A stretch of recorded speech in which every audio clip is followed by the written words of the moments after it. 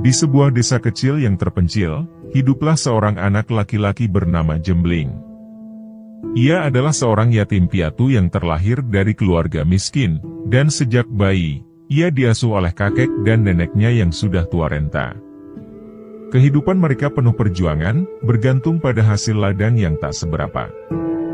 Jembling hanya mengenyam pendidikan hingga tamat sekolah dasar karena keterbatasan biaya. Setiap hari, ia membantu kakek neneknya mencari rumput di ladang, berusaha meringankan beban hidup mereka. Namun, kehidupan Jembling di desa tidaklah mudah. Tubuhnya yang kurus, kulitnya yang hitam karena terbakar matahari, dan pakaiannya yang lusuh membuatnya sering menjadi sasaran ejekan teman-temannya. Setiap hari, Jembling harus menelan hinaan dan pelecehan dari anak-anak lain. Mereka mengejeknya miskin, kotor, dan tak berdaya. Kadang, mereka bahkan memukulnya hanya untuk hiburan. Jembling hanya bisa terdiam, menahan sakit di hatinya. Kesepian dan rasa rendah diri semakin menggerogoti Jembling seiring bertambahnya usia. Ia merasa tak berharga dan tak ada yang peduli padanya. Dalam keputusasaan, dia berharap bisa menemukan jalan keluar dari penderitaannya. Setelah Jembling menginjak usia 20 tahun, hidupnya tetap dihantui oleh masa lalunya yang penuh penderitaan dan rasa rendah diri. Suatu hari, seorang teman dekatnya menceritakan tentang sosok orang pintar bernama Mbah Paijan yang memiliki ilmu tinggi. Konon, Mbah Paijan bisa mengajarkan ilmu kebal, pengasihan, pesugihan, dan banyak lagi. Mendengar cerita ini, Jembling merasa tertarik untuk berguru kepadanya. Selama beberapa hari, Jembling mempertimbangkan keputusannya. Keinginannya untuk mendapatkan kekuatan lebih dan mengubah nasib hidupnya semakin kuat. Akhirnya, dengan tekad yang bulat, ia memutuskan untuk meninggalkan rumahnya dan menuju lereng pegunungan di Jawa Tengah, tempat di mana Mbah Paijan tinggal. Perjalanan menuju rumah Mbah Paijan tidaklah mudah. Jembling harus melewati hutan lebat dan jalan setapak yang terjal.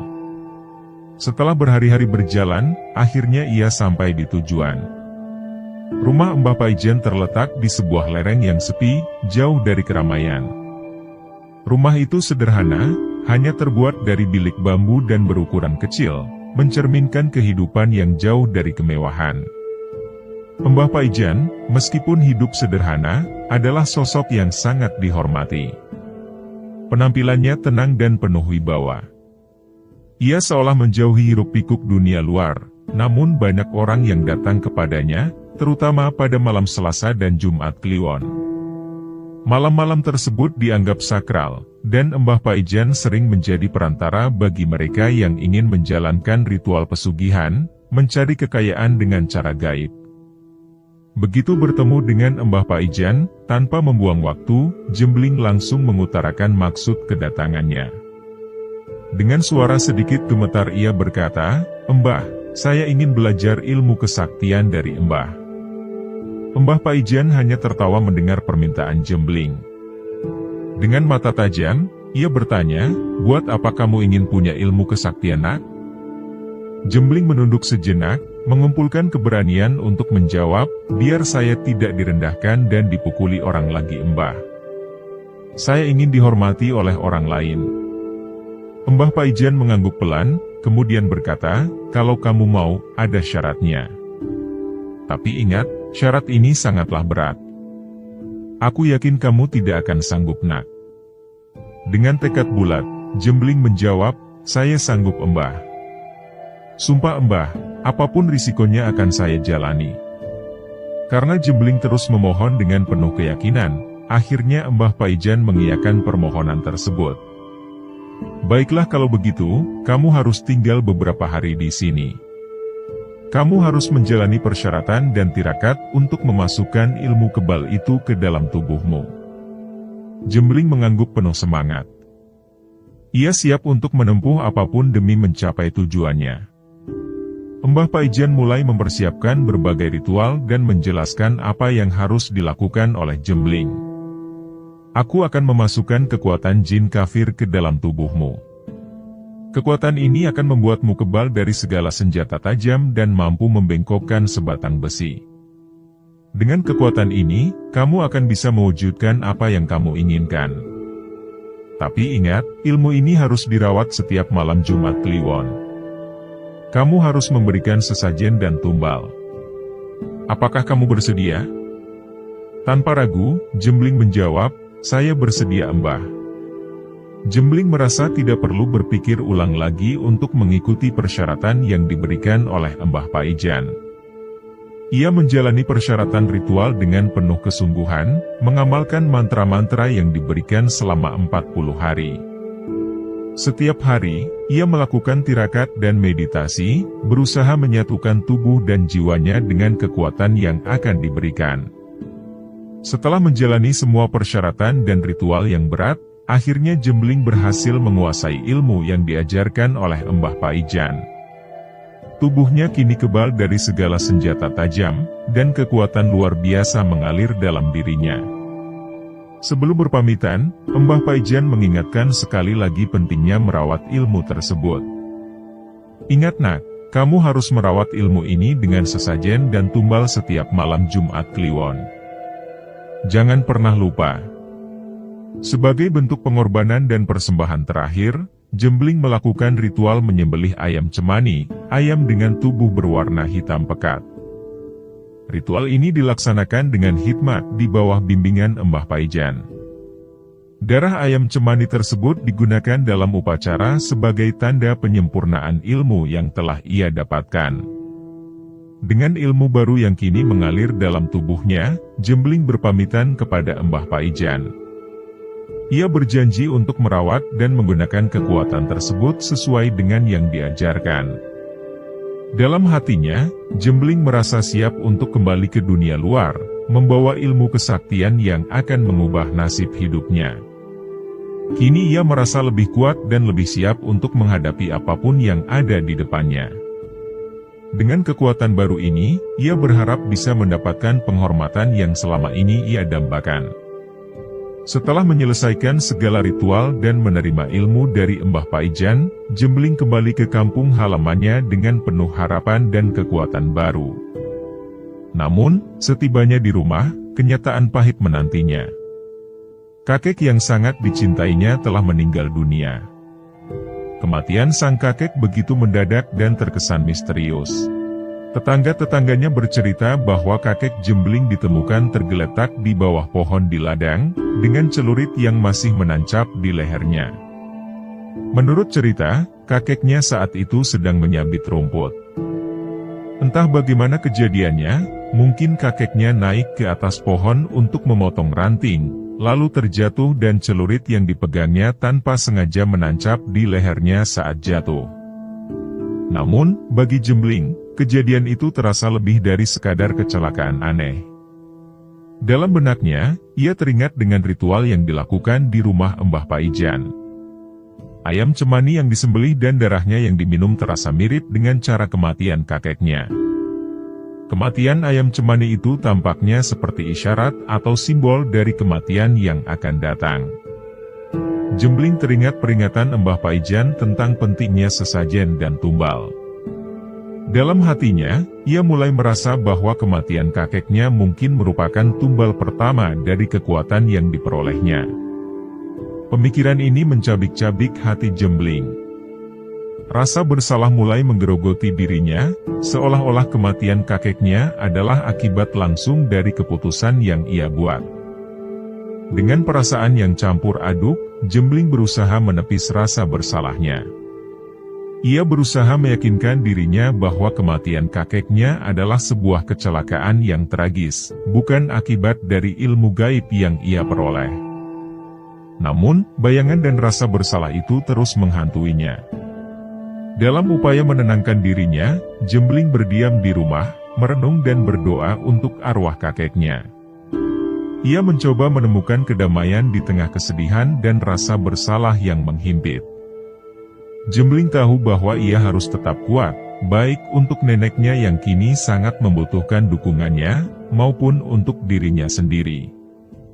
Hari-hari berlalu, dan rasa bersalah atas kematian kakeknya perlahan menghilang dari benak Jembling.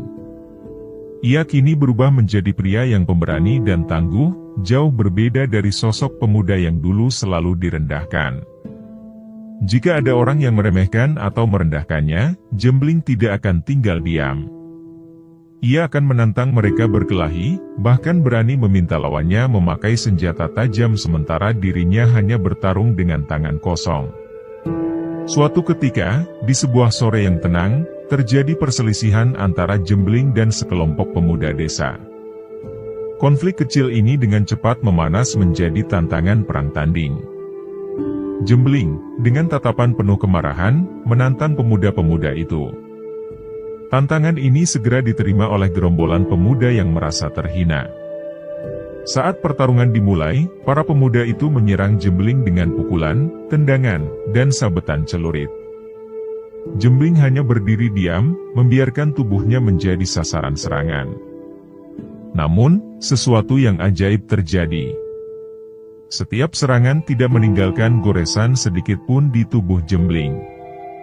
Kulitnya tetap utuh, tak tersentuh oleh senjata tajam maupun pukulan.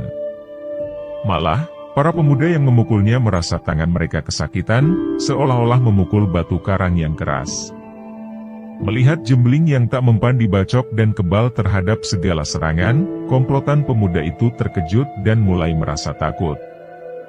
Mereka menyadari bahwa kekuatan Jembling bukanlah kekuatan biasa. Satu persatu, pemuda-pemuda itu mulai menyerah dan memohon ampun di hadapan Jembling.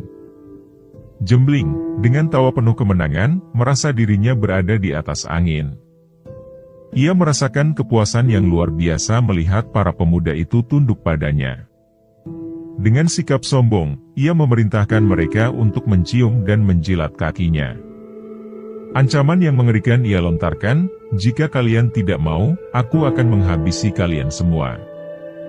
Para pemuda itu, dengan rasa takut yang mendalam, hanya bisa pasrah dan menuruti perintah Jembling. Mereka mencium dan menjilat kaki Jembling, merasa terhina namun tak berdaya untuk melawan. Jembling menikmati momen tersebut, merasa dirinya telah menjadi sosok yang ditakuti dan dihormati. Setelah kemenangan yang menegaskan kekuatannya, Jembling merasa dirinya tak tertandingi. Dengan ilmu kebal yang ia miliki, ia mulai berani memeras dan memanfaatkan orang-orang yang dulu pernah menghinanya. Keberanian dan arogansinya meningkat seiring waktu.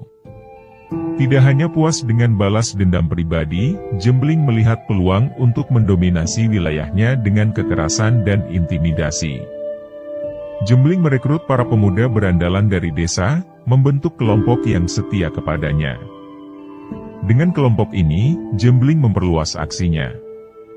Mereka mulai merampok, merampas, dan mencuri dari penduduk setempat.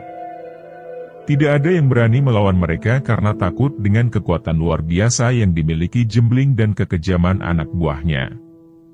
Sepak terjang Jembling sebagai bandit membuatnya menjadi raja preman di wilayahnya. Nama Jembling menjadi terkenal dan ditakuti. Ia sering menebar teror kepada masyarakat, menciptakan suasana ketakutan dimanapun ia dan kelompoknya beraksi. Tidak ada yang merasa aman dari ancaman mereka. Uang hasil kejahatan digunakan Jembling untuk berfoya-foya. Ia mengadakan pesta pora dengan minuman keras dan perempuan, menikmati kehidupan yang penuh dengan kemewahan dan kesenangan. Jembling merasa tak tersentuh oleh hukum atau moralitas, tenggelam dalam gaya hidup yang merusak. Hidupnya kini berputar di sekitar kekuasaan dan kenikmatan. Jembling merasa dirinya berada di puncak kekuasaan, namun ia tidak menyadari bahwa jalan yang ia pilih penuh dengan bahaya dan konsekuensi yang berat. Setiap tindakannya membawa lebih banyak musuh dan kebencian dari orang-orang yang ia sakiti. Setelah melakukan banyak kejahatan, pihak kepolisian setempat mulai mengendus aksi-aksi kriminal Jembling dan para anak buahnya. Kepolisian merasa perlu untuk segera menangkap Jembling untuk menghentikan teror yang ia sebarkan. Mereka melakukan penyelidikan dan pemantauan intensif terhadap aktivitas Jembling dan kelompoknya. Suatu ketika, dua petugas polisi setempat mendapat informasi mengenai pesta miras yang sedang dilakukan Jembling bersama anak buahnya di markas mereka. Dengan penuh rasa percaya diri, kedua petugas tersebut merencanakan penggerebekan. Mereka menyelinap diam-diam, memastikan segala sesuatunya siap sebelum mendekati lokasi. Begitu tiba di markas Jembling, kedua petugas polisi itu segera menggerebek tempat tersebut, menodongkan pistol dan menyuruh Jembling dan anak buahnya untuk menyerah. "Angkat tangan. Kalian semua sudah dikepung," seru salah satu polisi dengan tegas. Namun, Jembling nampak tenang saja. Dengan senyum sinis, ia menantang polisi itu, "Kalau berani, tembak saja aku." Sikap Jembling yang menantang membuat salah satu polisi terpancing emosi. "Angkat tangan.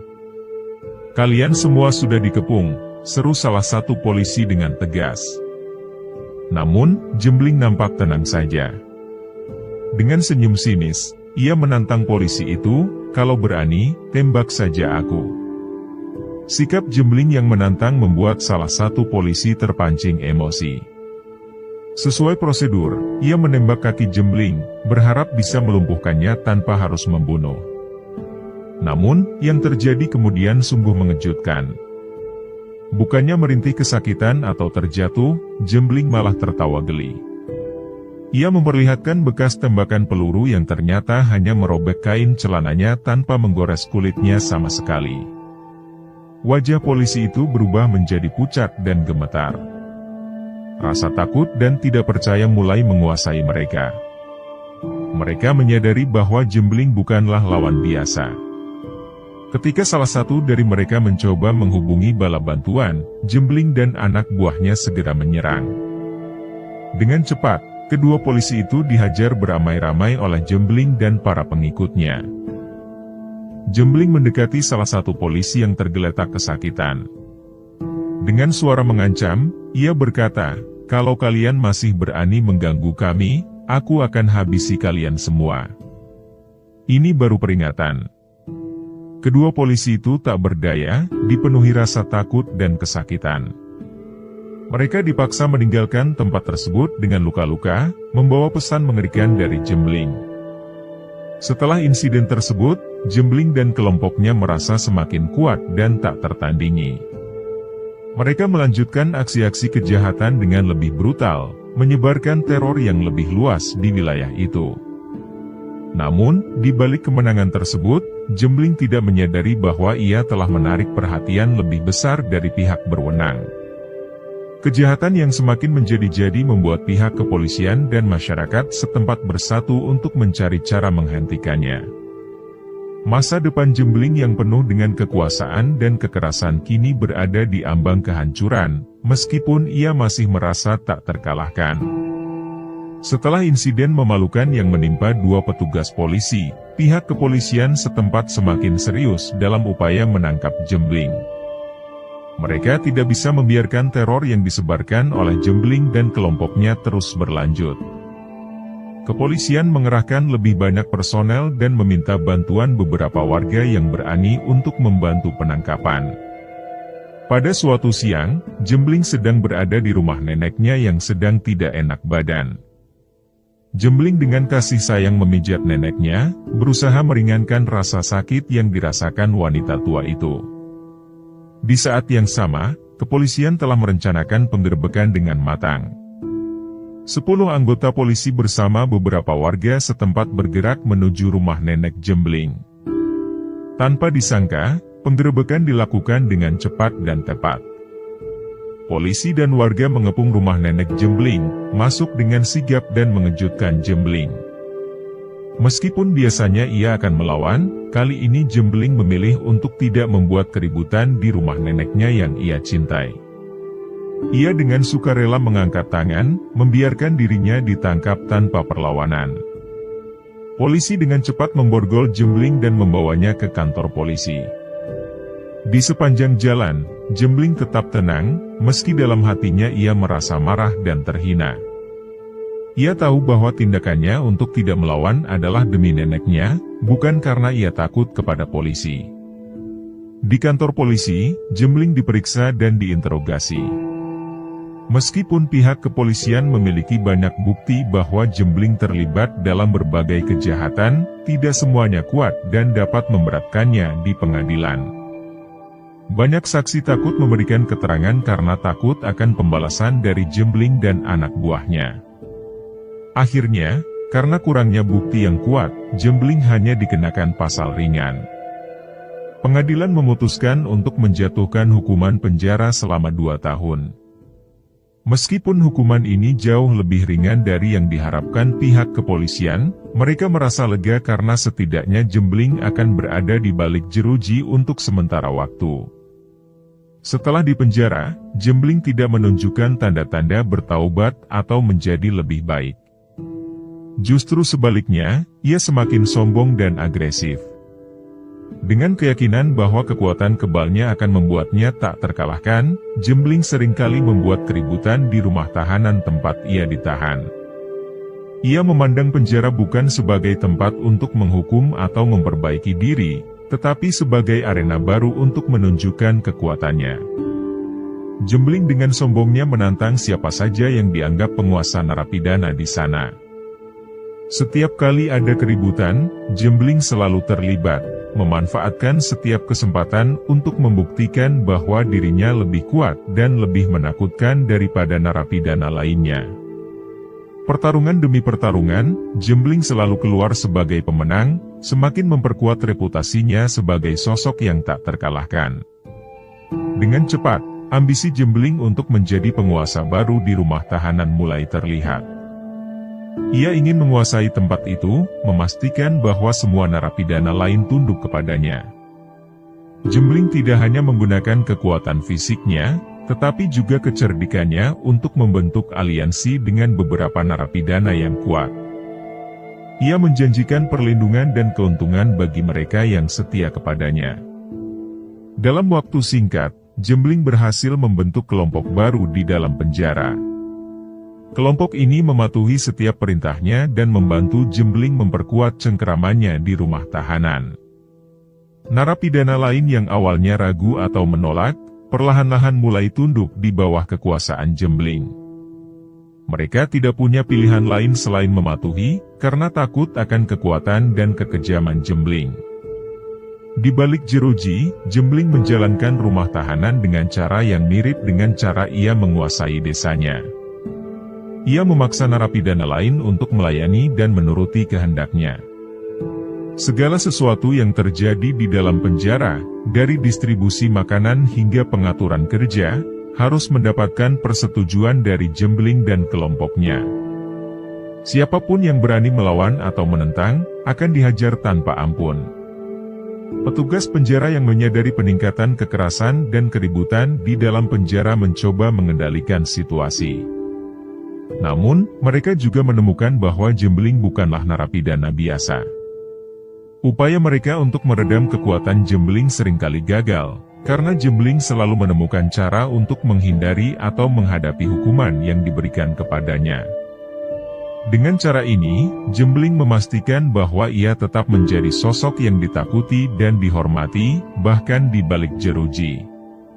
Masa hukumannya yang seharusnya menjadi waktu untuk penebusan, malah menjadi panggung baru bagi Jembling untuk menunjukkan kekuatannya dan mengukuhkan kekuasaannya.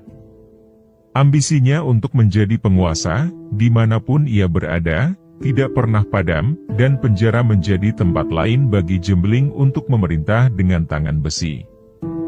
Pada suatu pagi, ketika semua tahanan sedang menjalani piket, suasana penjara tampak seperti biasa.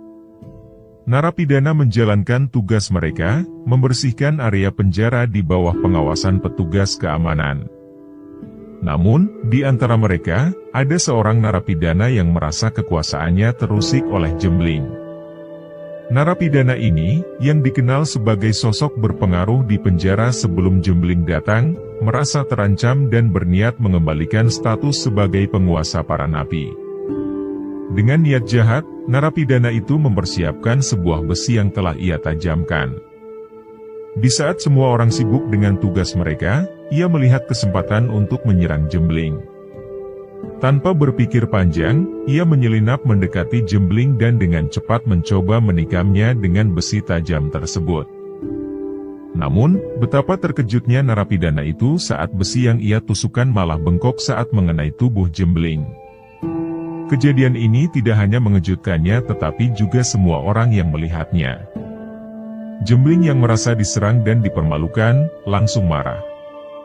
Dengan satu tonjokan tepat di muka narapidana itu, Jembling membuatnya terkapar di lantai, pingsan seketika.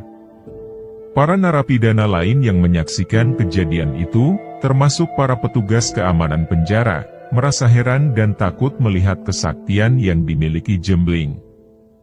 Mereka tidak bisa percaya bagaimana mungkin seseorang bisa memiliki kekuatan seperti itu.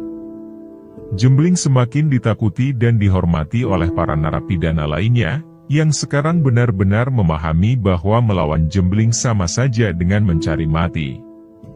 Meski begitu, tindakan kekerasan Jembling tidak luput dari perhatian petugas penjara. Meskipun mereka mengagumi atau mungkin takut pada kesaktiannya, mereka tetap harus menegakkan aturan. Sebagai hukuman atas tindakannya, Jembling diputuskan untuk menjalani isolasi di sel tertutup selama 2 minggu. Di dalam sel tertutup, Jembling merenungkan kejadian tersebut. Ia merasakan campuran kebanggaan dan kemarahan. Kebanggaan karena ia semakin menegaskan dominasinya di penjara, tetapi juga kemarahan karena harus menjalani hukuman isolasi. Selama 2 minggu, Jembling berdiam di sel itu, tanpa interaksi dengan narapidana lain atau kegiatan rutin penjara. Namun, isolasi itu tidak membuatnya gentar atau berubah. Justru sebaliknya, Jembling memanfaatkan waktu itu untuk merencanakan langkah-langkah berikutnya. Ketika masa isolasinya berakhir, Jembling keluar dari sel dengan semangat yang lebih besar dan tekad yang semakin kuat. Ia tahu bahwa ia telah menegaskan posisinya sebagai penguasa penjara. Tidak ada yang berani melawan atau menantang otoritasnya. Semua narapidana, termasuk yang paling keras sekalipun, sekarang tunduk dan patuh kepada Jembling. Jembling terus memanfaatkan kekuatannya untuk mengendalikan situasi di penjara, memastikan bahwa semua orang tahu siapa yang berkuasa. Kekuasaannya mungkin sementara, tetapi selama ia berada di balik jeruji, Jembling akan memastikan bahwa ia tetap menjadi raja penjara, tidak tergoyahkan dan dihormati oleh semua orang. Tidak terasa, sudah hampir 2 tahun Jembling menjalani masa hukumannya di penjara. Hari-hari yang dilaluinya penuh dengan kekerasan, keributan, dan dominasi. Namun, semua itu sebentar lagi akan berakhir. Jembling mendengar kabar bahwa seminggu lagi ia akan dibebaskan. Kabar ini membawa perasaan campur aduk di hati Jembling. Di satu sisi, ia merasa lega karena kebebasan yang selama ini dinanti akhirnya tiba. Di sisi lain, ia merasa dilematis karena tidak tahu harus kemana setelah bebas. Jembling tahu bahwa kembali ke kampung halamannya bukanlah pilihan yang baik. Ia sadar bahwa tindakannya selama ini telah membuatnya tidak diterima oleh para warga di sana. Mereka pasti masih ingat akan teror dan kekejaman yang pernah ia sebarkan. Jembling tidak ingin menghadapi cemoohan dan kebencian dari orang-orang kampungnya. Semalaman Jembling merenung di dalam selnya. Ia memikirkan masa depan dan rencana hidupnya setelah bebas. Setelah melalui banyak pertimbangan, Jembling akhirnya memutuskan untuk merantau ke ibu kota Jakarta. Ia berniat untuk menjadi penguasa para preman di sana, dengan harapan bisa meraih kekayaan dan kekuasaan yang lebih besar. Jembling melihat Jakarta sebagai tempat di mana ia bisa mengembangkan dirinya lebih jauh, tempat yang penuh dengan peluang dan tantangan baru. Namun, sebelum melangkah ke Jakarta, Jembling memiliki satu keinginan yang harus ia penuhi. Ia ingin pulang ke desanya terlebih dahulu untuk menemui neneknya yang paling ia cintai. Neneknya adalah satu-satunya orang yang selalu mendukung dan menyayanginya tanpa syarat. Jembling merasa sangat rindu dan ingin merasakan kembali kehangatan kasih sayang neneknya. Ia bertekad untuk menghabiskan semalam di pangkuan neneknya sebelum berangkat ke Jakarta. Minggu terakhir di penjara menjadi waktu yang penuh harapan dan ketegangan bagi Jembling. Ia berusaha menahan diri dan menghindari keributan agar tidak terjadi masalah yang bisa memperpanjang masa hukumannya. Jembling mempersiapkan dirinya, baik fisik maupun mental, untuk menghadapi dunia luar yang penuh dengan ketidakpastian. Singkat cerita, hari yang dinanti pun tiba. Jembling dibebaskan dari penjara dengan perasaan campur aduk. Ia melangkah keluar dengan membawa tekad yang kuat untuk mengubah nasibnya. Sesuai dengan rencananya, Jembling pulang ke desanya terlebih dahulu. Ketika tiba di rumah neneknya, ia disambut dengan pelukan hangat dan air mata kebahagiaan dari neneknya. Jembling merasakan ketenangan dan kedamaian yang sudah lama ia rindukan. Malam itu, Jembling tidur di pangkuan neneknya, mengisi kembali energi dan semangatnya untuk menghadapi tantangan di masa depan. Ia menceritakan rencananya kepada neneknya, yang dengan berat hati merelakan kepergiannya. Neneknya hanya berharap agar Jembling menemukan jalan yang lebih baik dan tidak lagi terjebak dalam kekerasan dan kejahatan. Keesokan harinya, dengan berat hati, Jembling pamit kepada neneknya. Ia melangkah pergi meninggalkan desanya, membawa tekad dan ambisi yang besar untuk mengubah nasibnya di ibu kota. Perjalanan hidup Jembling masih panjang, dan tantangan yang akan dihadapinya di Jakarta tentu tidaklah mudah. Namun, dengan kekuatan dan keberanian yang dimilikinya, Jembling siap menghadapi segala rintangan demi mencapai tujuan hidupnya yang lebih besar. Setelah Jembling sampai di Jakarta, matanya terbelalak oleh kemegahan kota yang jauh berbeda dengan kampung halamannya yang terpencil. Gedung-gedung tinggi menjulang, jalan-jalan dipenuhi kendaraan, dan keramaian yang tak pernah sepi membuatnya kagum sekaligus merasa kecil. Jembling, yang biasa menguasai daerahnya dengan kekuatan dan ketangguhannya, kini merasa sedikit minder di tengah gemerlap ibu kota. Jembling tidak memiliki kenalan di Jakarta. Ia bingung harus melakukan apa dan menuju kemana. Tidak ada petunjuk atau panduan yang bisa membantunya menavigasi kehidupan di kota yang serba cepat ini. Tanpa tujuan yang jelas, Jembling terus berjalan menyusuri jalan-jalan Jakarta, mencoba memahami lingkungannya yang baru. Dengan uang yang sangat sedikit, Jembling harus berhemat. Ia hanya makan 1 kali dalam sehari, memilih makanan yang paling murah dan mengisi perut sekadarnya. Seringkali ia harus menahan lapar, berharap besok akan ada kesempatan yang lebih baik. Setiap malam, Jembling mencari tempat untuk tidur. Karena tidak memiliki tempat tinggal, ia akhirnya memutuskan untuk tidur di depan toko-toko yang tutup, berusaha melindungi diri dari dingin malam dan keramaian kota yang terus berdenyut. Hari-hari pertama Jembling di Jakarta penuh dengan tantangan. Ia harus beradaptasi dengan kehidupan jalanan yang keras dan kejam.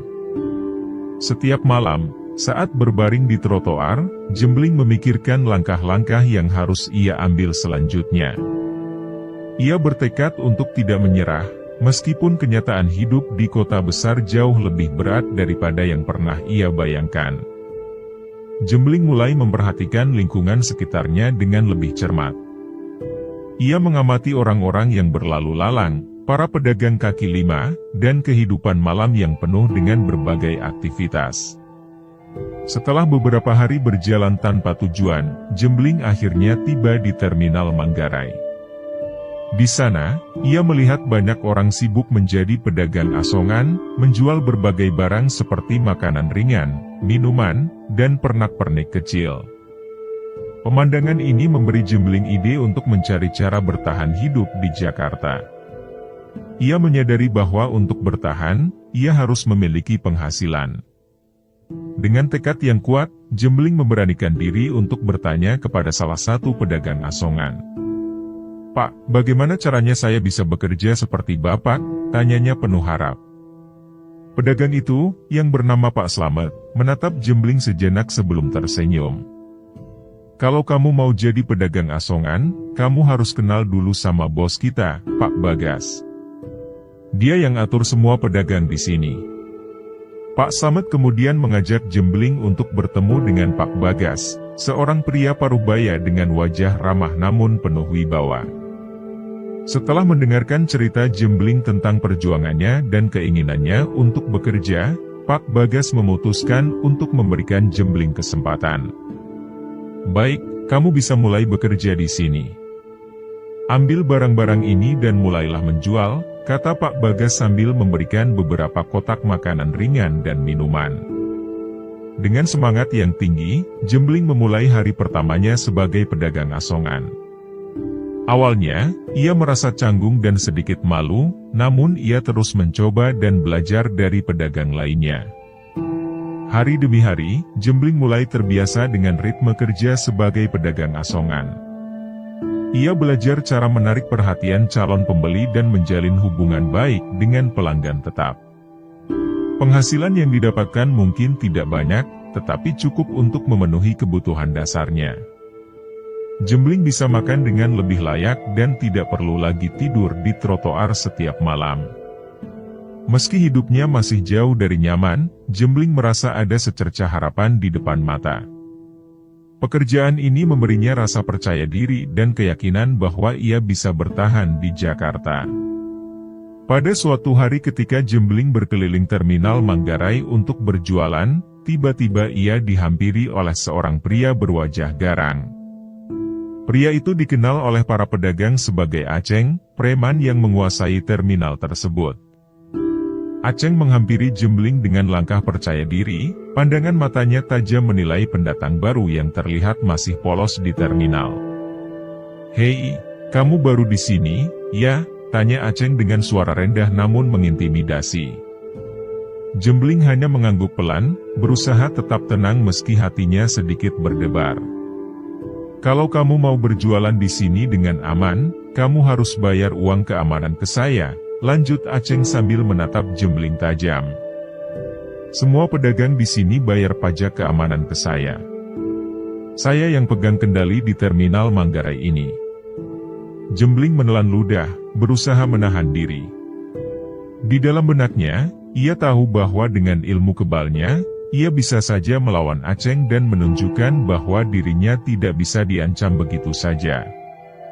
Namun, Jembling juga menyadari bahwa langkah itu bisa mengundang perhatian yang tidak diinginkan dan mengungkapkan siapa dirinya sebenarnya. Ia tidak ingin masalah besar timbul dan membuat kehidupannya di Jakarta menjadi lebih rumit. Dengan sikap tenang, Jembling berkata, "Berapa yang harus saya bayar, Bang?" Aceng tersenyum tipis, merasa bahwa Jembling sudah mengerti aturan main di terminal tersebut. 50.000 per minggu. Bayar sekarang, dan pastikan kamu tidak lupa bayar setiap minggunya. Walaupun hatinya bergejolak, Jembling memilih untuk bersabar. Ia merogoh sakunya dan mengeluarkan uang yang diminta Aceng. "Ini, Bang. Saya akan pastikan bayar tepat waktu." Aceng menerima uang itu dengan anggukan puas. "Bagus. Kalau kamu patuh, kamu akan aman di sini. Jangan coba-coba melawan, ya." Setelah Aceng pergi, Jembling menghela napas panjang. Ia tahu bahwa bayar pajak keamanan kepada preman seperti Aceng adalah cara untuk menjaga kedamaian sementara. Jembling berusaha tetap tenang dan fokus pada tujuan utamanya, yaitu bertahan hidup dan meraih kesuksesan di Jakarta. Dia terus bekerja keras, menjual dagangannya dengan giat sambil tetap waspada terhadap segala kemungkinan yang bisa terjadi. Meskipun harus mengeluarkan uang ekstra untuk membayar pajak keamanan, Jembling yakin bahwa ini adalah pilihan terbaik untuk saat ini. Ia menyadari bahwa setiap langkah kecil yang diambilnya adalah bagian dari perjalanan panjangnya menuju kehidupan yang lebih baik. Dengan tekad yang kuat, Jembling melanjutkan perjuangannya di terminal Manggarai, terus menjajakan dagangannya dan belajar dari setiap pengalaman yang ia hadapi. Berbulan-bulan berlalu, Jembling menjalani rutinitasnya sebagai pedagang asongan di terminal Manggarai. Setiap minggu, ia setia membayarkan uang pajak keamanan kepada Aceng, preman penguasa terminal. Namun, semakin lama Jembling merasakan kejenuhan yang semakin menumpuk. Setiap kali ia menyerahkan uang kepada Aceng, hatinya selalu bergejolak dengan pertanyaan yang sama, kenapa bukan aku saja yang menjadi penguasa preman di terminal ini? Jembling mulai berpikir lebih dalam tentang situasinya. Ia menyadari bahwa dengan ilmu kebal yang dimilikinya, ia memiliki keunggulan yang tidak dimiliki oleh Aceng. Pikiran untuk menjadi penguasa terminal dan menerima uang pajak keamanan dari para pedagang lainnya mulai mengakar kuat di benaknya. Jembling membayangkan betapa mudahnya hidupnya jika ia yang memegang kendali. Ia tidak perlu lagi berkeliling menjajakan dagangan setiap hari. Sebaliknya, ia akan memiliki aliran uang yang stabil dan bisa dengan cepat menjadi kaya. Setiap hari, saat melihat Aceng mengumpulkan uang pajak dari pedagang lainnya, Jembling semakin yakin bahwa ia bisa menggantikan posisi preman tersebut. Rasa frustrasinya semakin bertambah ketika melihat uang yang diberikan para pedagang kepada Aceng, uang yang seharusnya bisa menjadi miliknya. Jembling merasa bahwa ia lebih pantas untuk memegang kendali di terminal Manggarai. Namun, Jembling juga menyadari bahwa mengambil alih kekuasaan tidak semudah membalikkan telapak tangan.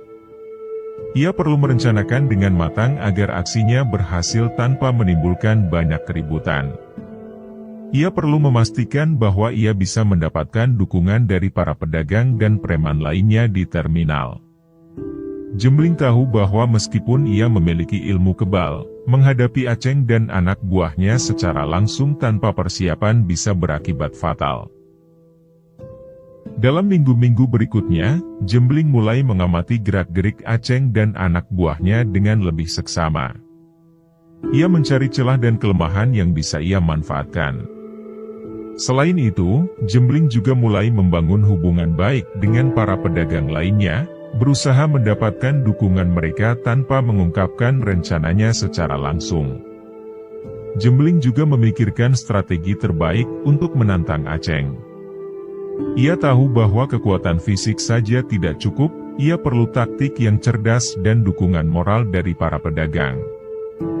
Jembling mulai menyusun rencana untuk menunjukkan bahwa dirinya lebih kuat dan lebih pantas memegang kendali di terminal ini. Dengan tekad yang semakin membara, Jembling terus berjualan sambil merencanakan langkah-langkahnya. Ia berusaha menjaga penampilannya tetap rendah hati dan tidak mencurigakan, meskipun di dalam hatinya, ia sudah bersiap untuk menggulingkan kekuasaan Aceng dan mengambil alih kendali terminal Manggarai. Jembling yakin bahwa saatnya akan tiba, di mana ia bisa mewujudkan impiannya menjadi penguasa dan meraih kekayaan yang selama ini hanya bisa ia bayangkan. Jembling pun mulai menjalankan rencananya untuk memancing Aceng dan anak buahnya. Pada minggu berikutnya, ketika waktunya membayar pajak keamanan, Jembling sengaja tidak menyerahkan uang kepada Aceng. Ia tahu bahwa langkah ini akan memancing kemarahan Aceng dan membuka peluang bagi Jembling untuk menghadapi preman itu dalam duel. Aceng, yang merasa dirinya adalah penguasa tak terbantahkan di terminal Manggarai, tidak bisa menerima ketidakpatuhan dari Jembling. Dengan wajah marah dan nada suara yang mengancam, Aceng mendekati Jembling. "Kenapa kamu tidak bayar uang keamanan minggu ini? Kamu tahu aturannya, kan?" tanya Aceng dengan nada tinggi. Jembling tetap tenang, meskipun dalam hatinya sudah bersiap untuk konfrontasi. "Maaf, Bang. Saya belum punya uang. Besok saya bayar, saya janji," jawab Jembling dengan nada rendah namun penuh keyakinan. Aceng memperingatkan Jembling dengan ancaman serius, tetapi Jembling hanya mengangguk dan mengulang janji yang sama. Hari berikutnya, situasinya tidak berubah. Ketika Aceng kembali menagih, Jembling lagi-lagi mengatakan hal yang sama, "Maaf, Bang. Saya belum punya uang. Besok saya bayar, saya janji." Aceng mulai kehilangan kesabarannya. Ancaman demi ancaman keluar dari mulutnya, tetapi Jembling tetap tenang dan tidak menunjukkan rasa takut sedikitpun. Strategi Jembling berhasil. Aceng semakin geram dan merasa terhina oleh ketidakpatuhan Jembling. Aceng merasa reputasinya sebagai penguasa terminal terancam oleh pedagang baru ini. Melihat Jembling yang terus-menerus mengulur waktu tanpa menunjukkan rasa takut, Aceng memutuskan untuk mengambil tindakan lebih tegas. Pada hari ketiga, Aceng datang bersama beberapa anak buahnya. Dengan tatapan penuh kemarahan, ia menghampiri Jembling yang sedang berjualan. "Kamu pikir saya main-main? Hah? Kamu benar-benar cari masalah dengan saya?" teriak Aceng sambil menuding Jembling. Anak buahnya mengelilingi Jembling, siap untuk memberikan pelajaran. Jembling melihat ke sekelilingnya, mengamati wajah-wajah marah yang mengancamnya. Tetapi, bukannya mundur, Jembling justru maju beberapa langkah mendekati Aceng. "Saya tidak takut sama kamu, Aceng. Kalau mau, kita selesaikan sekarang," kata Jembling dengan suara lantang, membuat semua orang di sekitar terminal berhenti dan memperhatikan. Aceng terkejut dengan keberanian Jembling. "Baik, kalau kamu mau cari masalah, kita selesaikan sekarang." Aceng menggeram, lalu memberi isyarat kepada anak buahnya untuk bersiap. Jembling tahu inilah saatnya untuk menunjukkan kekuatannya dan mengambil alih kendali terminal Manggarai. Dengan keberanian dan keyakinan penuh pada ilmu kebalnya, Jembling bersiap menghadapi Aceng dan anak buahnya. Ia tahu bahwa jika berhasil mengalahkan mereka, ia akan mendapatkan reputasi yang lebih tinggi dan akhirnya menjadi penguasa terminal yang baru. Ini adalah langkah besar dalam perjalanannya untuk meraih kekayaan dan kekuasaan di Jakarta. Para anak buah Aceng pun mulai menyerang Jembling dengan brutal. Pukulan dan tendangan menghujani tubuh Jembling, namun ia tetap berdiri dengan tenang, tidak menunjukkan rasa sakit sedikit pun. Serangan demi serangan dari anak buah Aceng hanya membuat Jembling tersenyum dingin, seolah-olah tubuhnya kebal terhadap segala bentuk serangan. Melihat Jembling yang tak bergeming sedikit pun, Aceng dan anak buahnya semakin terkejut. Mereka mulai menyadari bahwa Jembling bukanlah pedagang biasa. Rasa takut dan kebingungan mulai merasuki hati mereka. Namun, Aceng tidak mau reputasinya hancur begitu saja. Dengan marah, Aceng meraih parang yang ia bawa dan segera menyerang Jembling. Aceng mengayunkan parang itu dengan penuh tenaga, menyabetkannya ke arah tubuh Jembling. Tapi yang terjadi selanjutnya membuat semua orang di terminal terkejut. Saat parang itu mengenai tubuh Jembling, bukan luka yang muncul, melainkan percikan api. Parang itu seakan-akan memantul dari tubuh Jembling, tidak meninggalkan goresan sedikit pun. Kegemparan melanda semua orang di sekitar. Para pedagang, penumpang, dan bahkan anak buah Aceng sendiri tidak percaya dengan apa yang mereka saksikan. Aceng, yang merasa putus asa, mengayunkan parangnya sekali lagi, kali ini dengan lebih kuat. Namun, hasilnya tetap sama, parang itu tidak bisa melukai Jembling. Dengan ketenangan yang sama, Jembling meraih parang yang masih dipegang Aceng. Dengan satu gerakan cepat dan kuat, ia mematahkan parang itu dengan tangannya, membelahnya menjadi dua.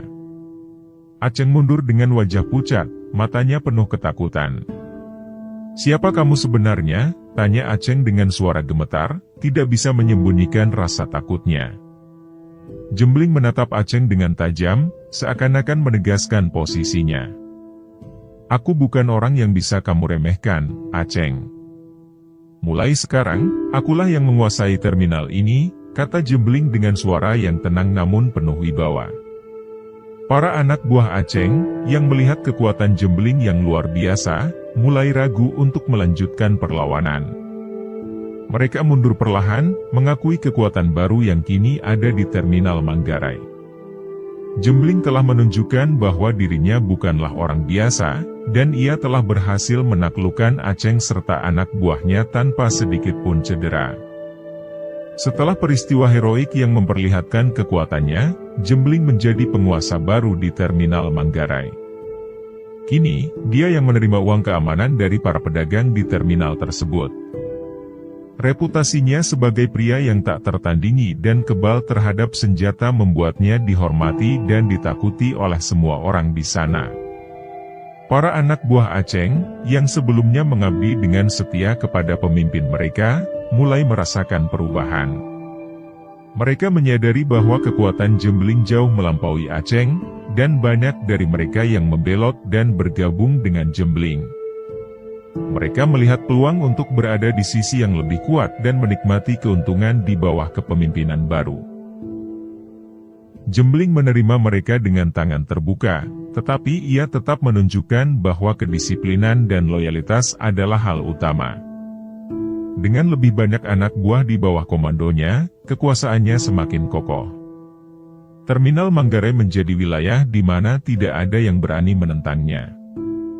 Aceng, yang kini kehilangan pengaruh dan kekuasaannya, tidak punya pilihan selain meninggalkan terminal. Jembling memberi peringatan tegas kepada Aceng, "Kamu harus pergi dari sini, Aceng. Jika tidak, nyawamu yang akan menjadi taruhannya."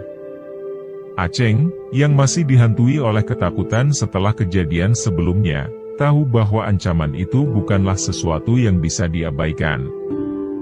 Dengan rasa malu dan marah, ia pergi meninggalkan terminal Manggarai, sadar bahwa hari-hari kekuasaannya telah berakhir.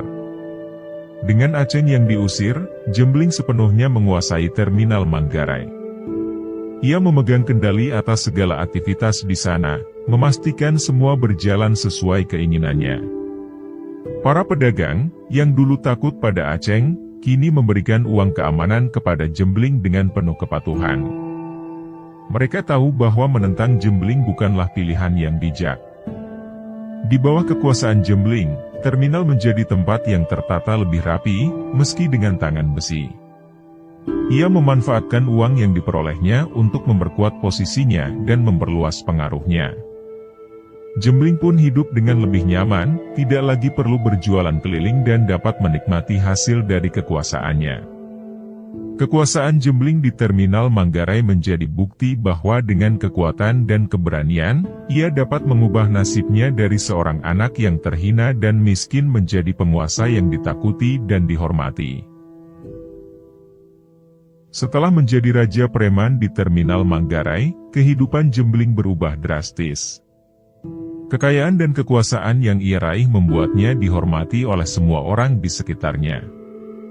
Uang yang dulu hanya mimpi kini menjadi kenyataan, mengalir deras dari para pedagang yang membayar uang keamanan kepadanya. Jembling tidak lagi harus bersusah payah mencari nafkah sebagai pedagang asongan, sekarang, ia yang memegang kendali penuh di terminal tersebut. Jembling juga memiliki banyak anak buah yang setia dan selalu siap melayaninya. Mereka memastikan segala keinginan dan kebutuhan Jembling terpenuhi, menjadikannya figur yang tak tersentuh dan sangat dihormati. Dengan kekuasaan dan harta yang dimilikinya, Jembling menikmati kehidupan yang penuh kemewahan. Setiap malam, ia berpesta miras bersama anak buahnya, mengulang kebiasaan lamanya saat masih menjadi ketua bandit di kampung halamannya. Meskipun setiap malam Jembling selalu berpesta dengan para anak buahnya, dia tidak pernah melupakan pesan penting dari Mbah Paijan. Mbah Paijan telah menanamkan dalam benaknya bahwa setiap malam Jumat Kliwon, Jembling harus melakukan ritual persembahan untuk menjaga kekuatan ilmu kebalnya. Pesan ini menjadi prinsip yang dipegang teguh oleh Jembling, mengingat betapa pentingnya kekuatan tersebut dalam kehidupannya. Setiap malam Jumat Kliwon, Jembling menghilang dari keramaian dan pesta pora. Dia menyendiri di tempat yang tersembunyi, jauh dari pandangan anak buahnya dan orang-orang di terminal Manggarai. Di tempat itu, Jembling melakukan ritual yang telah diajarkan oleh Mbah Paijan. Ritual tersebut selalu dimulai dengan menyembelih ayam cemani, ayam hitam legam yang diakini memiliki kekuatan mistis. Dengan hati-hati, Jembling menyembelih ayam cemani sebagai sarana persembahannya. Darah ayam tersebut kemudian digunakan dalam berbagai tahap ritual yang sudah menjadi rutinitasnya setiap bulan. Jembling memastikan semua langkah ritual dilakukan dengan tepat, tanpa ada yang terlewatkan. Dia tahu bahwa kelalaiannya dalam melakukan ritual ini bisa berakibat fatal bagi dirinya. Selama ritual, Jembling sering merenung tentang kekuatan yang dimilikinya dan apa yang telah dia korbankan untuk mendapatkannya.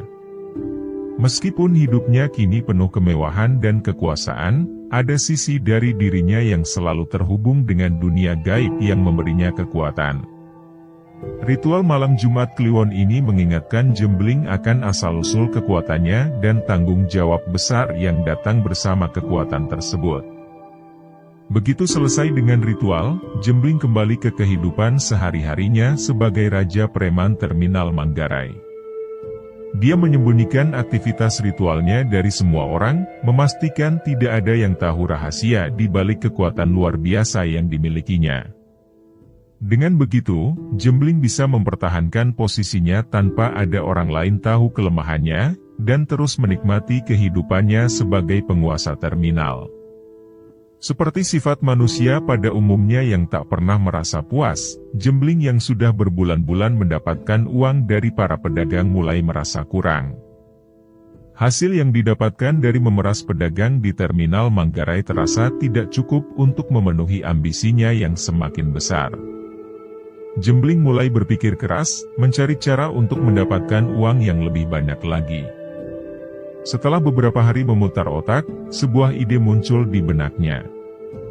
Dia akan memperluas jangkauan pemerasannya, bukan hanya kepada para pedagang, tetapi juga kepada para sopir bus dan sopir angkot yang ada di terminal. Jembling pun mengumpulkan anak buahnya untuk menceritakan rencana barunya. Dengan semangat dan penuh keyakinan, dia menjelaskan bahwa mereka akan mulai meminta uang keamanan dari para sopir. Namun, anak buah Jembling yang lebih berpengalaman dalam dunia terminal segera merasa ragu. Mereka tahu bahwa para sopir, yang seringkali lebih terorganisir dan berani, kemungkinan besar akan menolak dan melawan rencana ini. Mereka mengingatkan Jembling bahwa tindakan ini bisa memicu perlawanan besar, yang berpotensi membahayakan mereka semua. Namun, Jembling yang sudah gelap mata karena ambisinya, tak mau mendengarkan nasihat anak buahnya. Dia begitu terobsesi dengan uang dan kekuasaan, hingga keyakinannya membuatnya keras kepala. Dengan sombong, Jembling menantang siapa saja yang tidak patuh padanya, berjanji bahwa dia akan menghadapi mereka dengan kekuatannya. Dia meyakinkan anak buahnya bahwa kekuatan ilmunya akan melindungi mereka dari segala ancaman. "Jangan takut," kata Jembling dengan nada memerintah. "Siapapun yang berani melawan kita akan menyesal. Kekuatan kita tak tertandingi, dan mereka akan segera tahu siapa yang berkuasa di sini." Meskipun merasa tidak nyaman, anak buah Jembling tak punya pilihan selain menuruti perintahnya.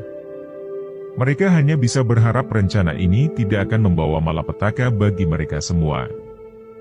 Jembling, dengan segala keyakinan dan ambisinya, siap menjalankan rencana barunya. Baginya, ini adalah langkah yang tepat untuk mengumpulkan lebih banyak uang dan memperluas kekuasaannya di terminal Manggarai, meskipun itu berarti menghadapi bahaya yang lebih besar. Keesokan harinya, Jembling dan seluruh anak buahnya mulai bergerak untuk mengeksekusi rencana mereka. Mereka menyebar di seluruh terminal Manggarai, mendekati para sopir bus dan angkot dengan tuntutan yang sudah direncanakan. Jembling yang memimpin operasi ini menunjukkan sikap percaya diri dan tegas, menegaskan kekuasaannya di hadapan para sopir. Banyak sopir yang terkejut dan kebingungan dengan tindakan Jembling ini. Selama ini, mereka hanya mendengar cerita tentang pemerasan terhadap para pedagang, tetapi sekarang mereka sendiri yang menjadi target. Awalnya, sebagian besar sopir menolak untuk memberikan uang keamanan. Mereka merasa diperas secara tidak adil dan tidak mau tunduk pada ancaman Jembling dan anak buahnya. Namun, Jembling sudah mempersiapkan diri untuk menghadapi penolakan tersebut. Dia dan anak buahnya tidak ragu-ragu untuk mengancam para sopir dengan tindakan keras. Mereka mengancam akan merusak mobil-mobil yang ada di terminal jika uang keamanan tidak diberikan. Ancaman ini segera membuahkan hasil. Para sopir, yang tidak ingin menghadapi kerusakan pada kendaraan mereka yang merupakan sumber mata pencaharian, akhirnya terpaksa menyerah. Dengan rasa enggan dan ketidakpuasan, mereka memberikan uang keamanan kepada Jembling. Jembling tersenyum puas melihat para sopir akhirnya menyerah pada kekuasaannya. Dia merasa semakin berkuasa dan tak tertandingi. Dengan jumlah uang yang semakin besar mengalir ke kantongnya, Jembling yakin bahwa posisinya sebagai penguasa terminal Manggarai semakin kokoh.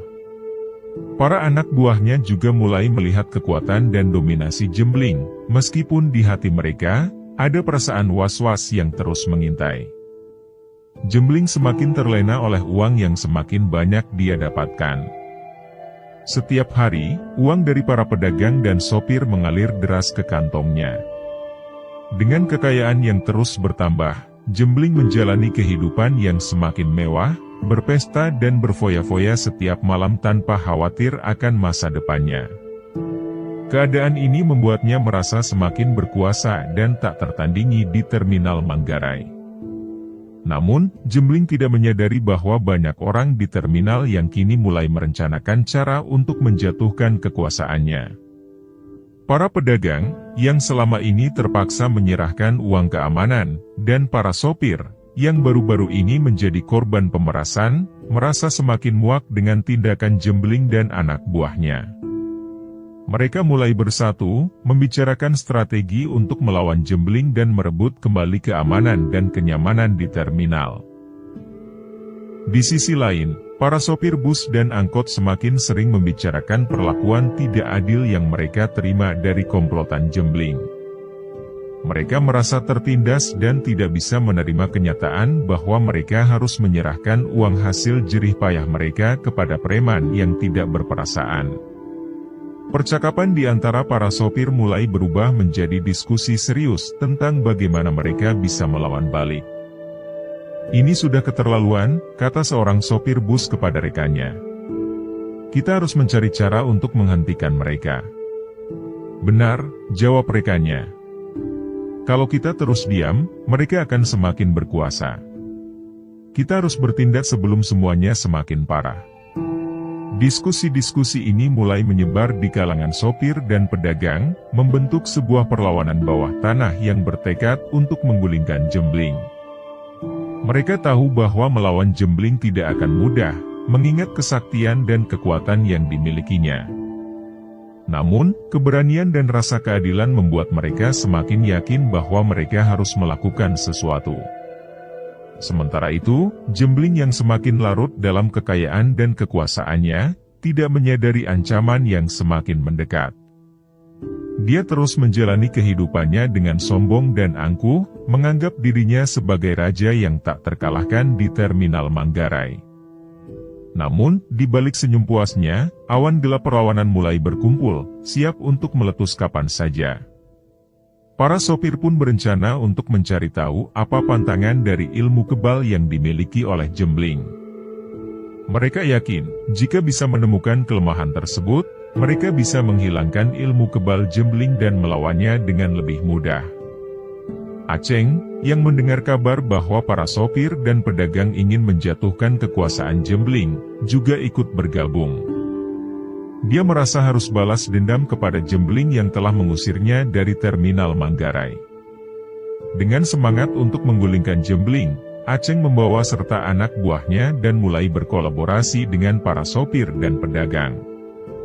Mereka sering melakukan pertemuan tertutup untuk mengatur strategi mengalahkan Jembling. Dalam pertemuan-pertemuan itu, mereka membahas berbagai cara untuk mencari tahu kelemahan Jembling dan bagaimana mereka bisa memanfaatkan informasi tersebut.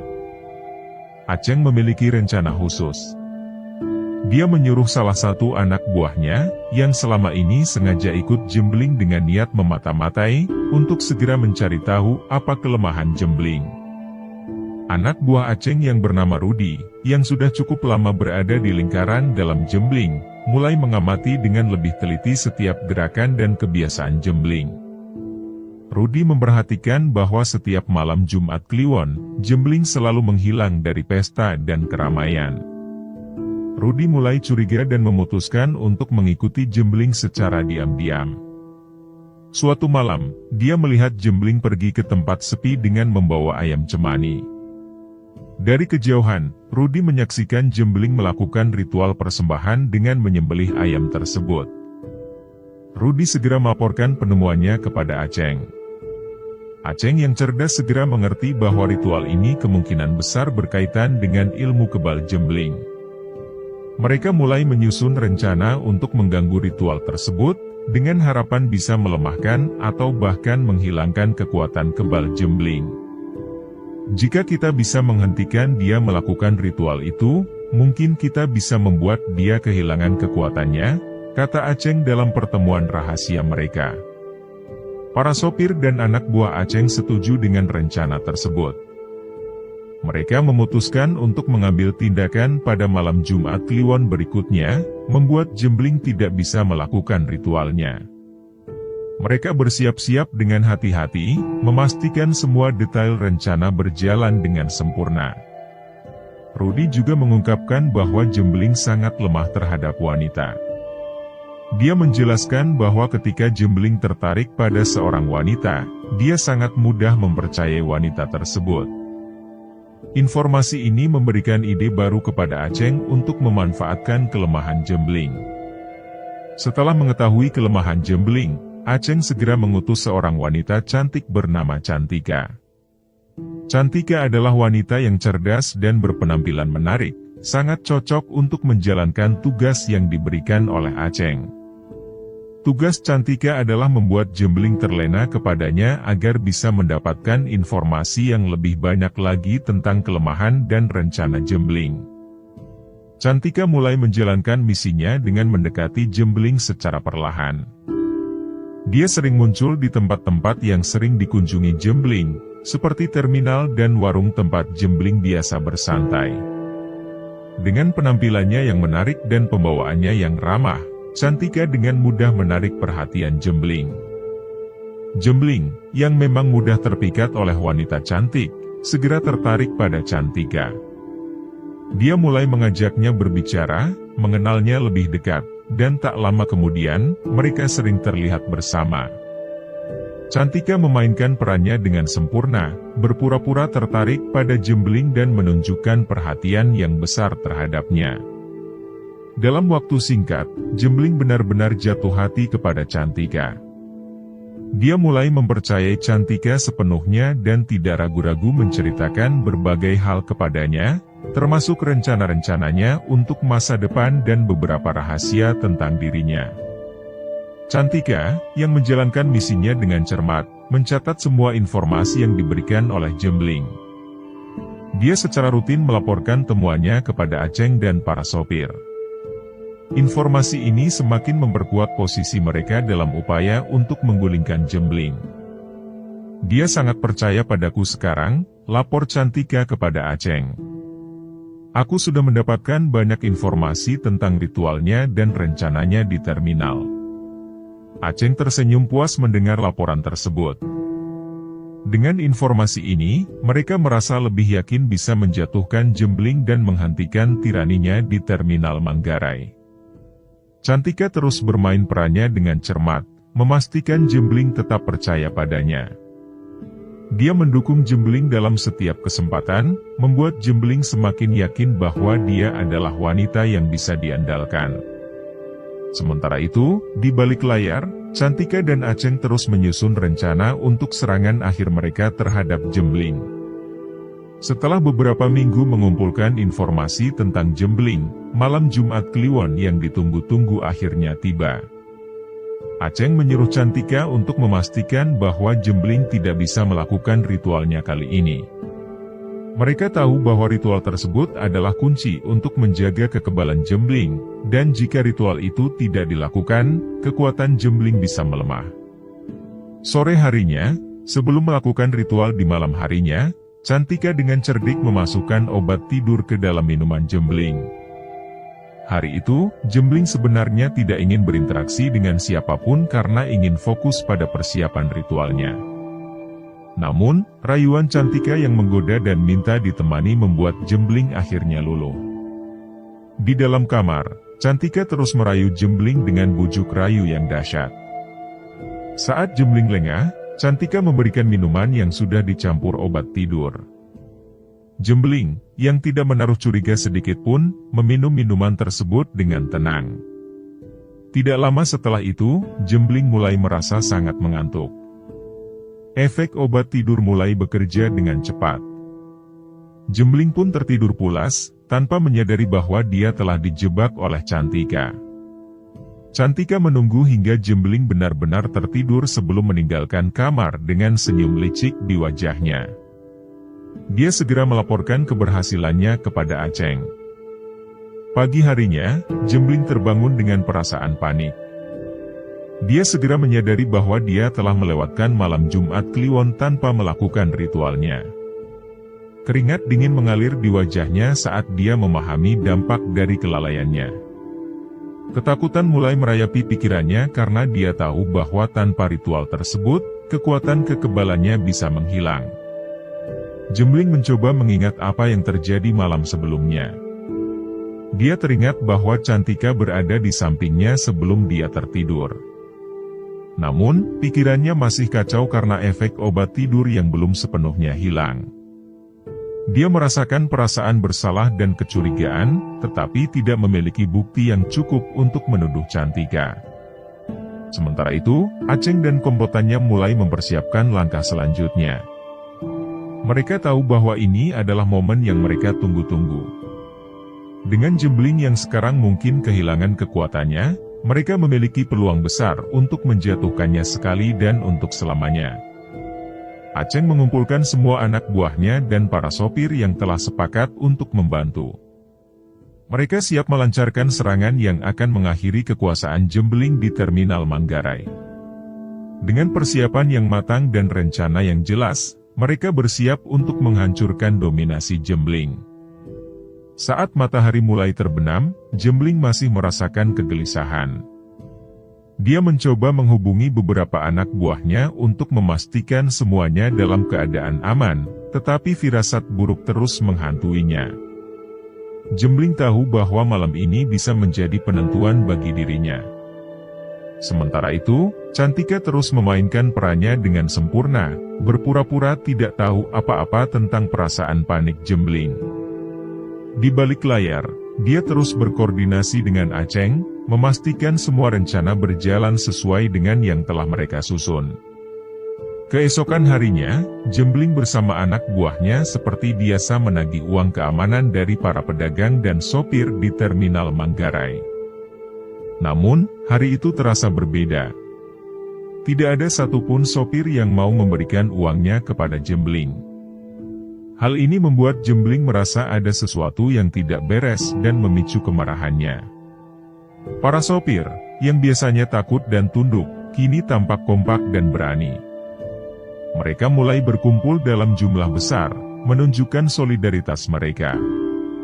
Jembling sedikit terkejut melihat keberanian dan kekompakan para sopir, tetapi karena dia tidak menyadari bahwa ilmu kebalnya sudah hilang, dia tetap merasa sombong dan menantang siapa saja yang berani berduel dengannya. Tiba-tiba, dari kerumunan para sopir, muncullah Aceng yang berjalan bergandengan dengan Cantika. Melihat Cantika bersama Aceng, Jembling semakin terkejut dan marah. Perasaan sakit hati karena pengkhianatan Cantika semakin memicu amarahnya. Aceng, dengan suara lantang, mengungkapkan bahwa selama ini Cantika hanya memanfaatkan Jembling dan sekarang ilmu kebalnya sudah hilang. Mendengar pengkhianatan tersebut dan merasa terpojok, Jembling semakin marah dan tanpa berpikir panjang, dia mulai menyerang semua orang yang ada di sana. Namun, kali ini situasinya berbeda. Tanpa ilmu kebalnya, Jembling tidak lagi tak terkalahkan. Serangannya yang membabi buta dibalas dengan keras oleh Aceng dan para sopir. Aceng, yang menyimpan dendam kepada Jembling, memimpin serangan terhadapnya. Para sopir yang sebelumnya ditindas oleh Jembling, kini berbalik melawan dengan penuh semangat. Jembling, yang dulu kuat dan ditakuti, kini terjebak dalam keroyokan yang brutal. Tubuhnya dihujani pukulan dan tendangan dari berbagai arah. Jembling merasakan sakit yang luar biasa di seluruh tubuhnya. Dia berusaha bangkit, tetapi kekuatan tubuhnya sudah terkuras habis. Darah mengalir dari luka-luka di tubuhnya, dan wajahnya memar hebat akibat pukulan dan tendangan yang diterimanya. Jembling yang dulu sombong dan penuh keangkuhan, kini hancur di hadapan massa yang marah. Aceng berdiri di atas tubuh Jembling yang terkapar, menatapnya dengan tatapan puas. "Ini adalah akibat dari kesombonganmu, Jembling," kata Aceng dengan suara dingin. "Kamu telah menindas terlalu banyak orang. Sekarang saatnya kamu merasakan akibatnya." Jembling hanya bisa terbaring, merasakan penderitaan yang luar biasa. Pengkhianatan Cantika dan kegagalan ritualnya telah menghancurkan segalanya. Akhirnya, Jembling dibawa oleh para sopir dan Aceng keluar dari terminal, diusir dengan hinaan dan cemoohan. Kekuasaan Jembling di terminal Manggarai berakhir dengan cara yang tragis. Para sopir berhasil merebut kembali kendali terminal, dan Jembling yang pernah menjadi penguasa ditinggalkan dengan luka fisik dan mental yang mendalam. Ini menjadi pelajaran berharga tentang kesombongan dan kekejaman yang tidak akan pernah berakhir dengan baik. Tubuh Jembling yang sudah terluka parah dan tak berdaya tergeletak di luar terminal Manggarai. Dia menjadi bahan tontonan setiap orang yang lewat. Orang-orang hanya memandang tanpa ada yang berani atau mau menolongnya. Jembling yang dulu ditakuti dan dihormati, kini terbaring tak berdaya di hadapan publik. Akhirnya, pihak kepolisian yang mengetahui kejadian tersebut segera turun tangan. Mereka mengamankan Jembling dan membawanya ke rumah sakit untuk mendapatkan pertolongan medis. Jembling dirawat dengan luka-luka serius di tubuhnya, namun masa kejayaannya di terminal Manggarai telah berakhir. Kisah ini mengingatkan kita akan bahayanya tipu daya wanita. Jembling yang kuat dan ditakuti akhirnya jatuh karena kecerdikan dan pengkhianatan seorang wanita, Cantika. Ini adalah pelajaran bahwa kesombongan dan kepercayaan yang berlebihan terhadap orang lain tanpa kewaspadaan bisa membawa kehancuran. Jembling, yang pernah berkuasa dan menindas, harus menerima akibat dari perbuatannya sendiri.